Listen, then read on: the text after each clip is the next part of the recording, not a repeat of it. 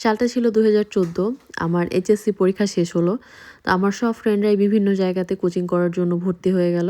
তো আমাকেও আমার আব্বু-আম্মু ভর্তি করে দিল আমাদের এলাকায়। তো আমি বলে রাখি আমি কিন্তু ঝিনাইদহর মেয়ে। তো আমাকে ঝিনাইদহতে ইউসিসিতে ভর্তি করে দেওয়া হলো। তো আমাকে আসলে বেশি দূরে আমিও যাব না আর আমার ফ্যামিলিও আমাকে পাঠাবে না। তো ঝিনাইদহতে যেহেতু আমার খালার বাসা ছিল, ওখানে থেকেই আমি কোচিং করব এটা ঠিক হলো। তো আমি যেদিন গেলাম সেদিন অনেক কান্নাকাটি করলাম।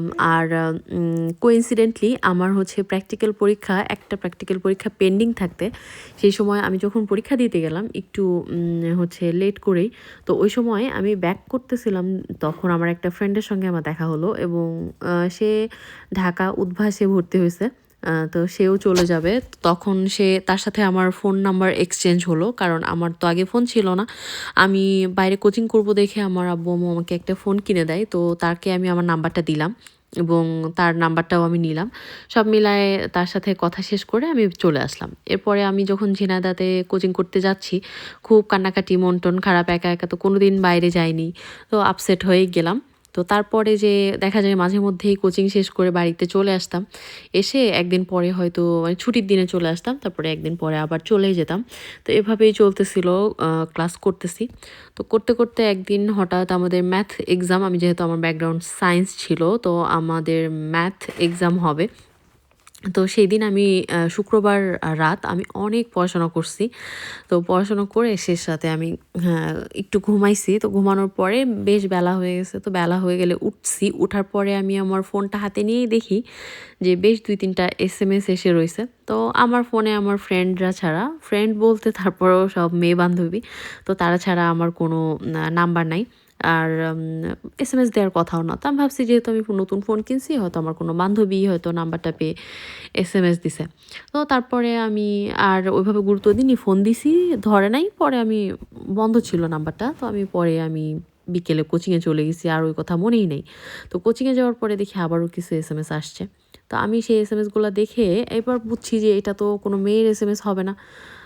তখন আমি আমার আশেপাশে যত ফ্রেন্ড ছিল তাদেরকে সবাইকে জিজ্ঞেস করতেছিলাম যে এই নাম্বারটা তোমরা চেনো কিনা, চেনো কিনা? তো কেউই চেনে না। তো তারপরে আমি ফোন দিলাম। ফোন দিলে তখনও আমার ক্লাস শুরু হয় নাই। তো ফোন দেওয়ার পরে আমি কথা বলতেছি, দেখি সে অ্যান্সার দেয় না। পরে আমি ধমক দিছি, "এই আপনি কানে শুনতে পান না?" পরে সে ফোনটা কেটে দিয়ে এসএমএস দিছে যে হচ্ছে মানে ঝাড়ি শুনেই নাকি সে ভয় পাইছে। তো তারপরে আমার ফ্রেন্ড বলতেছে যে হচ্ছে, "তুমি তো আর প্রেম-টেম করবা না। তো একটু কথা বলো, সমস্যা নাই।" তো আমি বলতেছি যে, "তুমি জানো না যে আমি কোনো ছেলেদের সাথে কথা বলি না?" তো তারপরে এক পর্যায়ে কেন যেন আমার মনের মধ্যে একটু শয়তানি কাজ করলো।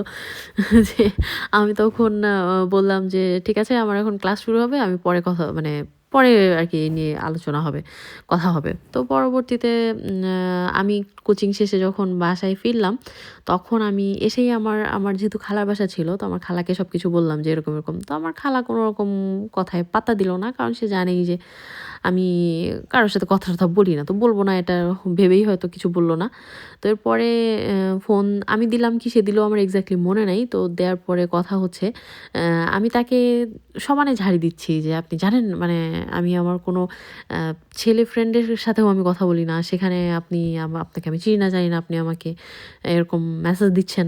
হ্যান-ত্যান। পরে ঝাড়ি দেওয়ার পরে সে বলতেছে, "আচ্ছা ঠিক আছে, আপনি যদি পছন্দ না করেন আমি আর কথা বলব না।" পরে ফোনটা কেটে দিছে। আমি লিটারালি শকড হয়ে গেছি যে ছেলেরা তো ছ্যাচরা হয়। কিন্তু মানে এরকম একটা ভাব, ওইটা যে একটা ট্রিক্স এটা তো আমি বুঝি নাই। যে মানে মেয়েরা যে ছ্যাচরা পছন্দ করে না এটাও তো অনেক ছেলে বুঝে না?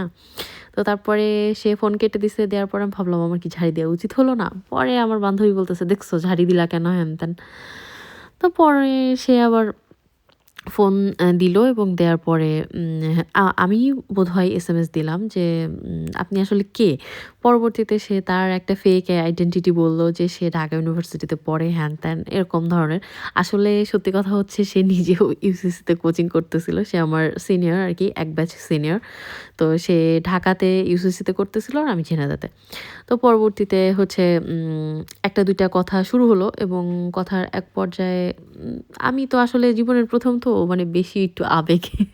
তো কথা বলতে যায় দেখি তার কথাবার্তা বেশ ভালোই। মানে আমার হাসব্যান্ড একটু মুডি টাইপের। তো সে ওই সময় কথা বলতো আর থাকে না কিছু মানুষের কথার প্যাটার্ন সুন্দর। তো তার কথাবার্তা শুনে ভালোই লাগতেছিল। আর তো লাইফের ১ম এক্সপেরিয়েন্স না। তো আমার কাছে বেশ ভাল লাগতেছিল কথা বলতে। তারপরে এক পর্যায়ে দেখা গেল যে ভালোই টাইম বাড়তেছে, কথা বলার টাইম বাড়তে এক পর্যায়ে রোজার সময় ছিল। তো সেহরিতে ইফতারের সময় কথা বলতে হঠাৎ দেখি সে নেই। তো তারপরে আমি ভাবতেছি কিরে কোথায় গেল? তো আমার বান্ধবী বলতেছে, "এই ছেলেটা চিটার আমি তো জানতাম।" তো আমি বলতেছি যে, "না হয়তো ও ইফতার করতে যেতে পারে।" তো ইফতারের পরে দেখি সে আসছে। এসে বলতেছে, "আমি ইফতার করতে গেছিলাম।" তো এই যে ফিল হচ্ছিল বেশ মানে না থাকলে খারাপ লাগা এরকম একটা ফিলস আমি জানি না মানে এত বোকাও মানুষ হয় যে একদম ১ম ১-২ দিনে মানুষের এরকম হয়। তো এরকম হতে বেশ ২-৩ দিন যাওয়ার পরে সে আমাকে প্রপোজ করে এবং আমিও বোকার মতো ২-৩ দিনের মাথায় তার মানে একসেপ্ট করি। আর এরপরে যে আমার খালা কোনোভাবে টের পেয়ে যায়। কারণ স্বাভাবিকভাবে একটা মানুষের এরকম চেঞ্জ তো চোখে পড়বেই। তখন সে আমার বাড়িতে জানায় দেয়। আর বাড়িতে জানানোর পরেই আমার আম্মু চলে আসে, আম্মু-আব্বু। আসার পরে আমি তো তাদেরকে দেখে মহা বিরক্ত। তো আমার এই ভাব দেখেই আমার আব্বু-আম্মু বুঝে ফেলছে যে কিছু তো হইছে। পরবর্তীতে তারা তো দেখে যে যেহেতু ভাব ভালো না, মেয়ের লাইফের ১ম এরকম ঘটনা। আর আমি একটু তেড়া টাইপের তো ভাবতেছিল যে তো সাংঘাতিক কিছু হতে পারে। তো তখন তারা আমাকে অনেক বুঝালো এবং পরে আমার কায়দা করে আমাকে বাড়িতে নিয়ে যাওয়ার ব্যবস্থা করল। মানে কিছুই না জানায় মানে আমার খালাকে বেড়াতে যাওয়ার নাম করে আমাকে নিয়ে যাইতে বলল। এবং এরপরে যে আমাকে বাড়ি যেয়ে তারা আমাকে আটকায় ফেলল যে তারা আমাকে আর ব্যাক করতে দিবে না, কোচিং করতে দিবে না এবং আমার জন্য পাত্র খোঁজা শুরু হয়ে গেল যে পাত্র দেখে আমাকে বিয়ে দিয়ে দেয়া হবে। তো যথারীতি তারা তাই করল যেটা তারা ভাবছিল।